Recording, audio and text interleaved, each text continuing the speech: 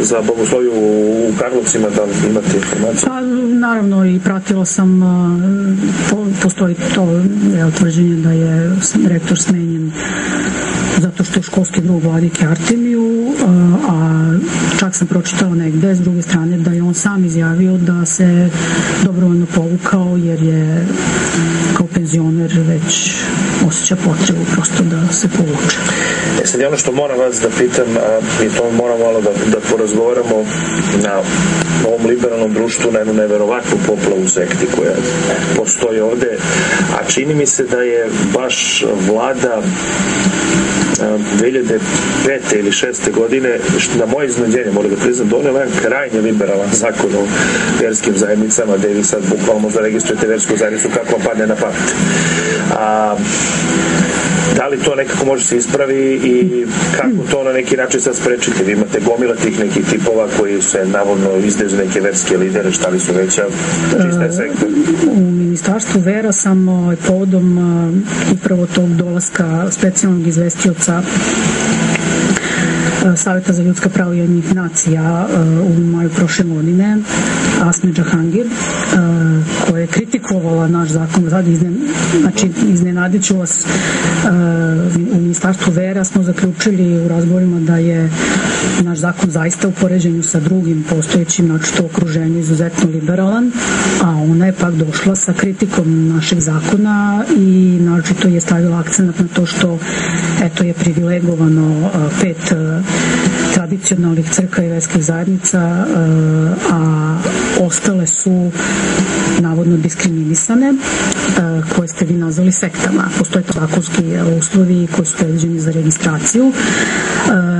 Suština je ukratko u tome da se preko ove univerzalne vladine međunarodne organizacije nameće američki model, verski model i verski sloboda i položaja verskih zajednica, u smislu da je njihova tradicija 200-godišnja i da oni nemaju zapravo jednu crkvu ili versku zajednicu koja je uticala na njihovu istoriju, kulturu i nacionalni identitet i tako dalje, nego su sve jednake, a hoće ostatku sveta da nametnu taj svoj model, dok kod nas prosto ne može tako da bude.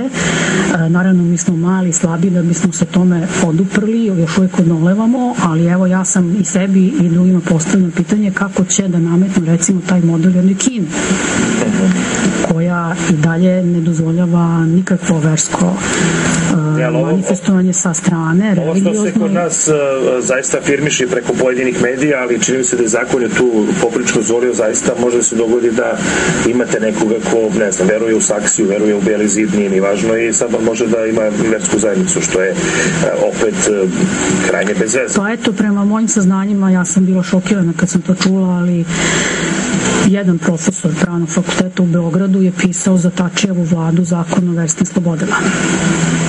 Profesor Pravnog fakulteta? Tako je. Neću ga imenovati, naravno. Svaka mu čest.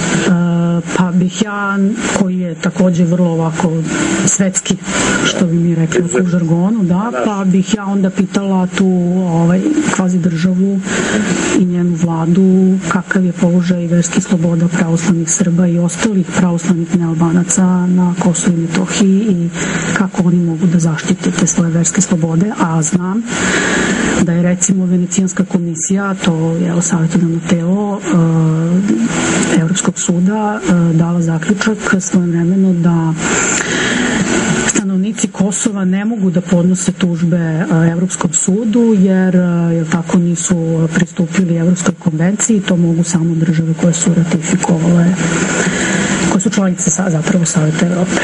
Čini mi se da imamo nekoga na vezi. Halo, dobar dan. Pomaže Bog, gospodine Đukanoviću i vašoj gošći. Ja moram vam reći da što se tiče bogoslovije, naše bogoslovski fakulteti više nikad, severna Srbija, više nisu kao nekada. Bogoslovski fakulteti su sada potpuno po nekim drugim kanonima se uči hrišćanstvo, umesto da se uči hrišćanstvo, a na prvom mestu pravoslavlje. Oni sada potiskuju pravoslavlje i zagovaraju... Imate neki konkretan primjer? Imam primjer. Ralf Epperson lepo kaže.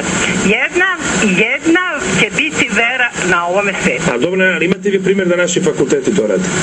Ja imam primjer, u tom je cela sada. Pa ne, ali ja bih vas zaista zamolio, ja razumijem da postoje sumnje, i znam ste čitali tu knjigu, ali bih vas zaista zamolio da tu, kad tako nešto navodite, da ipak tu budete konkretni. Znate, lako je tužiti i ovoga Bigovića i sve njih, ali trebalo bi ipak da damo neki konkretan primjer. Evo, šta vi kažete? Ne bih se ja upuštala u komentarisanje toga. Pa dobro, ljudi se plaše ovdje tog ekumenizma narastajućeg, nije to ni malo jednostavno niti prihvatljivo da eto sad odjednom tako dođe neko kaže sad treba da verujemo i da smo zajedno i da zajedno sa papom se molimo, to nije to ljudima. Ne, ekumenizam, taj ekumenski dijalog postoji i nemamo sada vremena uopšte da se upuštamo da elaboriramo sve to, ali je suština da se teži jedinstvu vere.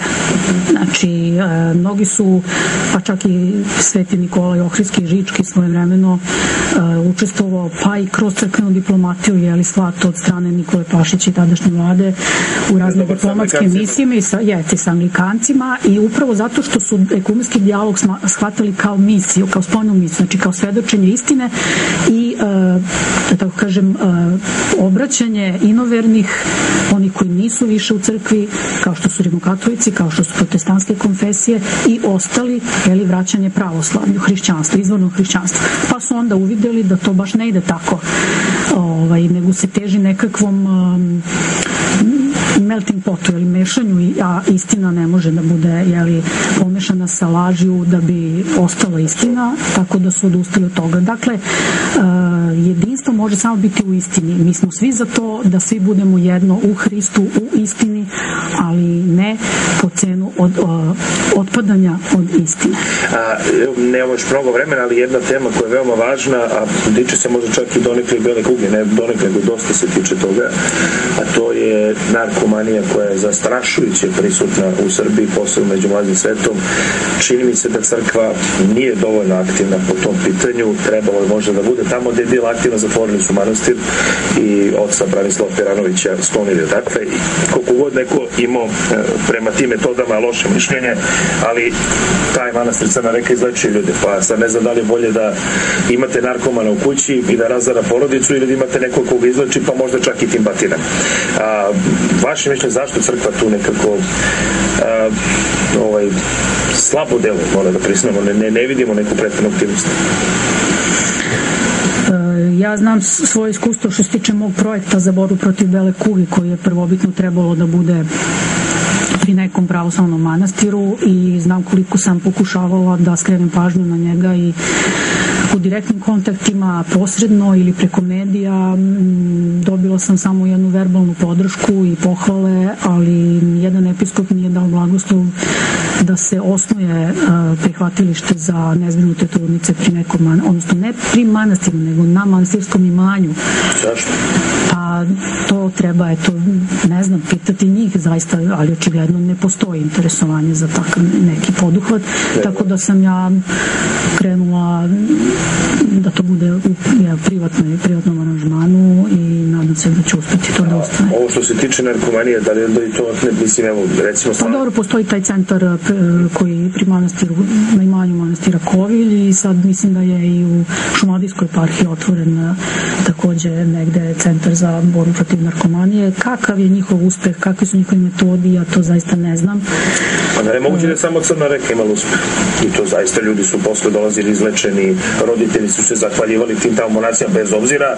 Da, videla sam da je bilo nekih okupljanja roditelja. Da budemo iskreni, pošto to ovde se nije ni govorilo, u Rusiji se takođe na njihovim manastirima takve metodi primenjuju. Znači nije otac Branislav Peranović prvi to primenio, nego to je bilo uzet model odande. Kako se moguće to se jednom zatvorio i kao nema veze što su tamo ljudi lečeni i izlečeni čak, ali eto to smo zatvorili. Zašto? To lečenje je vrh ledenog brega. Ja sam u stvari mnogo više za prevenciju. u svemu, pa i što se tiče narkomanije. Dakle, da vidimo šta društvo može da preduzme i svi mi kao pojedinci, da uopšte naša deca, svi mi imamo decu, mislim, trebalo bi da imamo, ako nemamo, i kao roditelj sam zabrinuta i znam šta se dešava u školi, u školskom dvorištu čak, i kako smo morali da angažujemo školske policajce. Dakle, svako od nas pre svega treba da svojim ličnim primjerom svedoči, a za to je potrebno da mi budemo kao apostoli, dakle da budemo, ne može se niko vaspitavati na te roditelji koji puši, da go priča deci kako je pušenje štetno. Tako, dakle, mi moramo biti... Sveštenici, recimo lokalni sveštenici koji imaju određenu parohiju, te su da obilaze škole, da traže da se održe tribine, da se tu deci priča o prevenciji, da im sa tog nekog hrišćanskog aspekta ukažu zašto ne bi trebalo to da se ode drogi. Verovatno i postoje takvi pojedinci, ali eto, od slučaja do slučaja. Dakle, to nije organizovano, nije... U suštini, kao narod, vidite da nemamo ni pravnu državu, da je potpuno sve haotično, ali i kao narod slabo smo organizovani, mislim da je to poenta, dakle da imamo i apatično biračko telo, dakle kako sve to promeniti, pitanje je nekakvog operativnog planiranja. Tu je ta uloga crkve, mislim da je ona zamrla potpuno, i to je ono što mene ko vernika je, na primjer, strahovito nervira.